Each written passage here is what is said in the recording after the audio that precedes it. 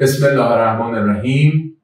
خیلی خانوم‌های زیادی مراجعه میکنن با زانو درد، مخصوصا افرادی که مال نسل قبل ما هستند، یعنی خانوم‌ها یا آقایونی که بالای 60 سال سن دارن. علتش هم داشتن زیرزمین‌ها و مدل خونه‌های اون زمان و مدل زندگی‌های اون زمان.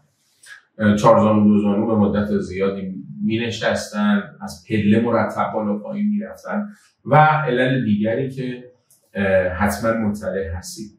طب سوزنی چه کاری میتونه براشون بکنه؟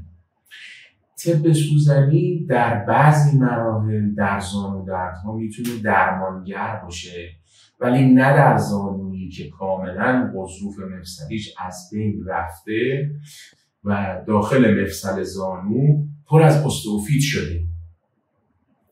در این زانو طب سوزنی صرفا میتونه درد مریض رو کم بکنه. پس بایستی به پزشک طب سوزنی مراجعه بکنید، ایشون شما رو معاینه بکنه، تصویر گرافی زانوی شما رو ببینه و از بعد در موردش نظر بده. حالا زانو درد شما ممکنه آرتروز باشه، ممکنه پارگی رباط‌های صلیبی یا آسیب مینیسک باشه. آسیب‌های مینیسک در خیلی موارد چون آسیب‌های جزئی هستن، ارتوپدها فوق‌های زانو اینها جراحی رو صلاح نمیدونن. طب سوزنی میتونه دردش رو کم بکنه، حرکت‌هاش رو بهتر بکنه.